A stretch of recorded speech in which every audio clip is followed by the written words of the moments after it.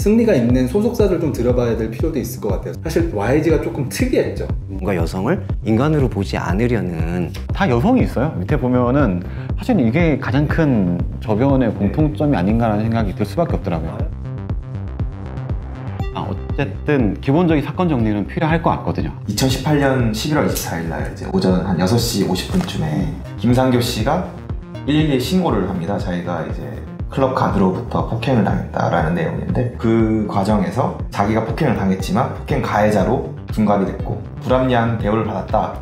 이 사건을 계기로 해서 이제 클럽과 경찰 간의 유착관계, 동시에 클럽 안에서 일어났던 그런 성추행, 물뽕으로 칭해지는 그런 약물들, 각종 불법 촬영물들, 이런 것들이 자행되고 있다는 문제제기가 동시에 일어나면서 여성을 대상으로 한 범죄에 대한 문제제기도 동시에 이제 폭발이 되는 거죠.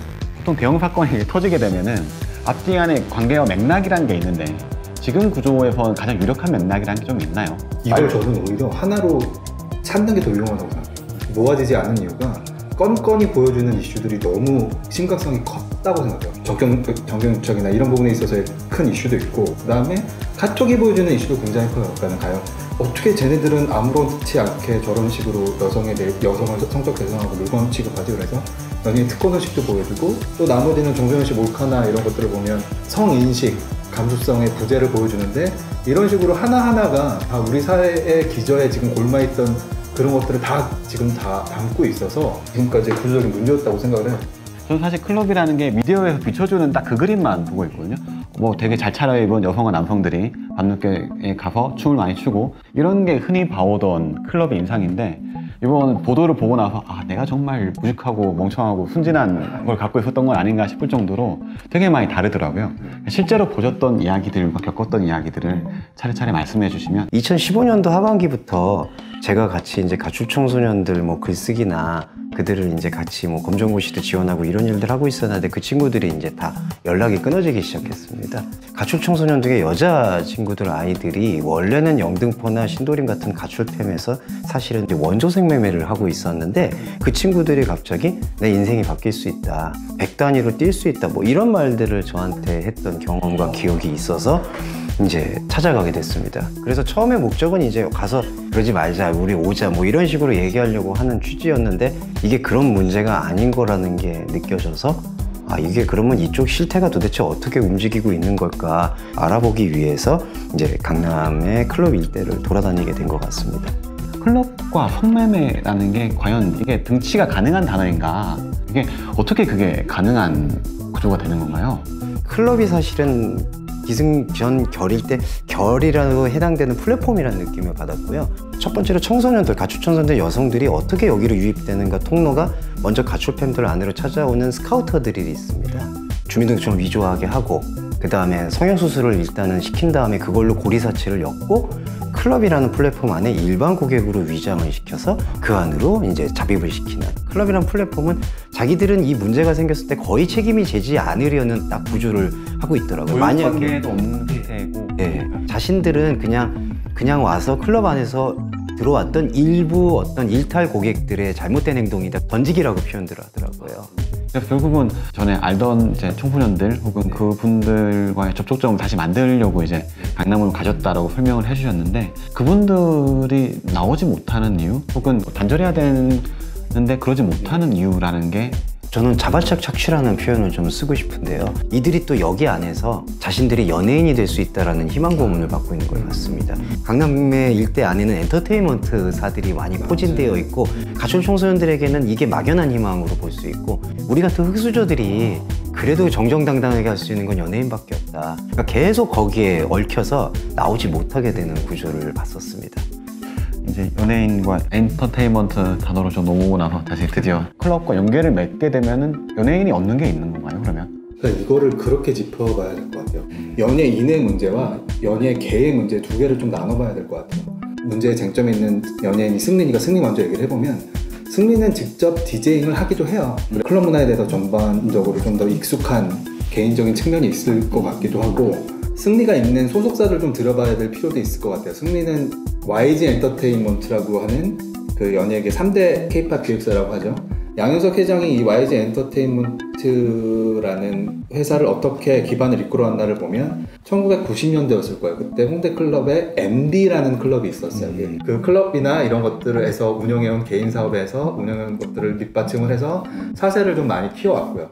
이전부터 양현석 씨 때부터 지금부터 어떤 굳건한 확인된 사업 모델로서 어떤 그게 재생산됐다는 말씀을 해주시는 것 같은데, 그런 유흥 클럽이라고 하는 그것을 운영하는 사람 입장에서는 연예인이 오면 좋은 게 어떤 게 있는 거죠?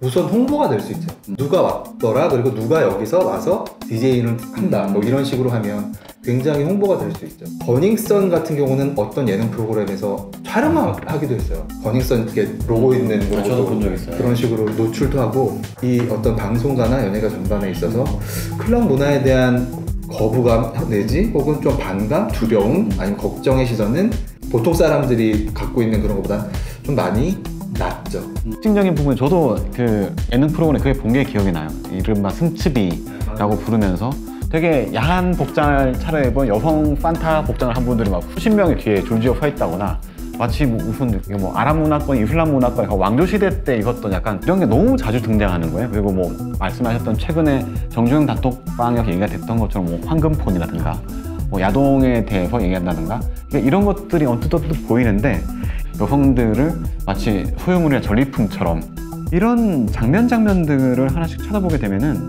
이들이 말하는 최우선 가치는 도대체 무엇이냐. 클럽일 때가 제가 3년 전에도 기억하는데 그 세트 이름들이 주로 이제 중동권의 왕자들이니까 그게 아마도 여러 여성을 뭔가 상상포마에서 거느린다라는 입장으로 아마 그렇게 많이 쓰인 것 같았는데요. VVIP라고 불릴 수 있는 사람들이 이제 자신들한테 안전망으로, 그들 표현을 빌면 안전망으로 이제 성매매를 할 수 있는 조사를 받았다라고 표현들을 하는데, 그러니까 여성 혐오라는 게, 혐오라는 표현조차 사용하지 않을 정도로 뭔가 여성을 인간으로 보지 않으려는, 그러니까 아예 낮에는 펜스롤로 대하고 밤에는 이렇게 우리들한테 주어진 공간에서는 계속해서 배설을 하는 것은 너무나 당연하다. 이게 오히려 우리들이 양지에서 더 좋은 삶을 살 수 있는 밑거름이다. 이런 식의 얘기들을 들었을 때 삐뚤어진 걸 좀 넘어서서 그 성을 대하는 문화 자체가 다르지 않았는가, 그런 충격이 있었습니다. 찾을 수 있는 공통점은 되게 쉽게 있는 것 같아요. 다 여성이 있어요. 밑에 보면은 성추행을 당한 여성, 마약에 거의 강압적으로 당한 여성,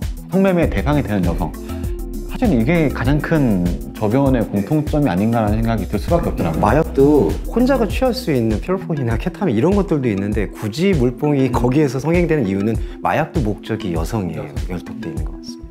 제가 이번 버닝썬을 보고 좀 놀랬던 거는, 우리가 흔히 말하는 마약이라는 거는 환각이나 어떤 특별적인 향락적인 걸 즐기기 위한 형태로 쓰이는데, 이거는 순전히 범행도구라고, 칼이나 뭐 다른 걸 위협하는 것과 뭐가 다른가라는 생각이 들어서 이 부분에 대한 좀 괴리도 상당히 좀 있는 것 같더라고요. 그러니까 사실 룸사롱이나 단란주점은 경찰분들 말씀 들어보면 주기적으로 단속을 하기 때문에 오히려 그 마약 유통이나 아니면은 마약 항응에 대해서는 되게 취약한 구조인데, 클럽 안에서는 그게 마약이 가능하니까 이 룸사롱이나 이쪽에서의 성매매의 그 키워드와 클럽 안에서의 마약이 합이 맞아서 클럽 안에서 이게 폭발되지 않은가.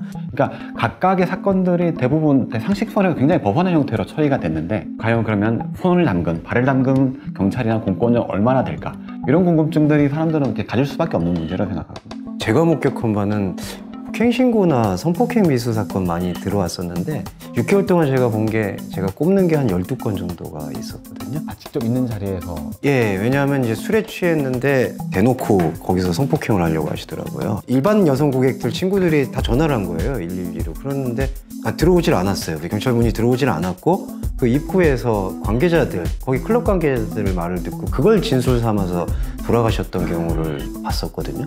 그 이후에 피해를 하고 신고했던 여성들을 제가 알기로는 설득이 아니라 거의 협박조로, 너희들 신고해봤자 아무 소용이 없다, 뭐 얼마 웃돈 주고 뭐 교통비 주고 돌아가라, 이런 식으로 교통비를 받아서 돌아가는 여성들도 본 적이 있고요. 제가 느낀 바는, 우리가 경찰들이 흔히 진입할 수 없는 공간이라고 여겨지는 곳들이 있잖아요. 예를 들면 대학교 정문안이라던가 명동성당이라던가, 어느 순간 클럽도 그런 공간이 됐고, 그렇죠. 성역이 됐고, 네, 성역이 됐고, 그 안은 공권력이 통하지 않는다. 그런 무법지대라는 말이 되는 건데, 수많은 경찰관들이 그런 얘기를 해요. 신고 떨어져서 출동했으면 이미 가드가 바깥으로 다 끌고 나와서 상황을 다 정리해 놓은 상태다. 그럼 걔들만 조사해서 데려가는 게 일반적으로 경찰이 클럽을 대하는 그런 방식이었다라고 말을 하더라고요.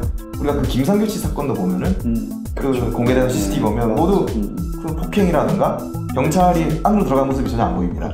그런 식의 어떤 문화가 정착이 되면서 그 안의 공간을 점점 더 위험한 공간으로 만들어 오지 않았는가. 말씀들을 조금 정리를 하고 이제 마무리를 짓자면, 그냥 흥리 씨가 징역형을 받으면 이 문제가 해결이 되는 거냐. 그러니까 이 사건들을 봐왔던 모든 사람들은 흥리가 구속되고 흥리가 징역형을 확정을 받으면 그래, 정의가 구현됐구나, 이렇게 느낄까라는 거죠. 이 사회적인 관심에서 저는, 그리고 언론이라는 기능도 인내심을 가진 지속성이 좀 필요하다는 생각이 들었습니다. 아까 기자님께서 처음 말씀해 주셨듯이 사실은 사건이 터지면 원인이 밝혀지고 그 윗선까지 이렇게 실태가 밝혀져서 이렇게 갈무리가 됐습니다로 끝나는 게 원칙인데, 이 문제는 계속해서 여러 가지 문제들이 복합적으로 중충으로 얽혀 있기 때문에 이거를 좀 인내심을 가지고 계속해서 기사화를 다뤄줘야 될 필요성이 있지 않을까. 사회적 관심과 동시에 인내심을 가진 지속성이 필요하다는 생각을 해봅니다. 저는 이번 사건으로 인해서 아까 방송가에서 성을 소비하는 방식에 대해서 심각하게 조금 다시 고민을 하고 재정비를 하는 계기를 만들어야 된다고 생각을 해요. 그러니까 아까도 얘기했지만, 그러니까 승첩이라는 허황된 어떤 아이콘을 만든 것도 결국 방송이었고, 그것을 어떤 젊은 K-POP 스타의 성공, 화려함을 보여주는 수단으로 했다는 것도 방송이었고, 이런 문제가 있었어도 내가 연예 활동에 하는데 큰 지장이 없구나라는 생각을 하게 해준 것도 방송인 것 같아요. 그래서 보면서 우리가 지금까지 이렇게 무감각하게 만들고 소비하던 그런 방송 콘텐츠나 아니면 연예계 콘텐츠에 대해서 좀 더 제작진이든 시청자들 입장에서 좀 더 경계하면서 들어가려고 한다는 것 같다라는 얘기들도 있긴 있더라고요. 약간 좀 너무 거시적인 얘기일 수는 있지만, 이 사건 아까 말씀 나온 것처럼 주로 여성이 대상이 됐고 여성을 향한 범죄가 일상적으로 펼쳐졌고 아무런 죄의식 없이 많은 남성들이 저질러 왔으니까, 우리가 이렇게 막 서로 그냥 깨끗하다고 말해서 문제가 해결되는 게 아니고 어떤 현실을 좀 직시를 하고 나서 거기서부터 좀 해결의 방법을 찾아가야 되지 않을까.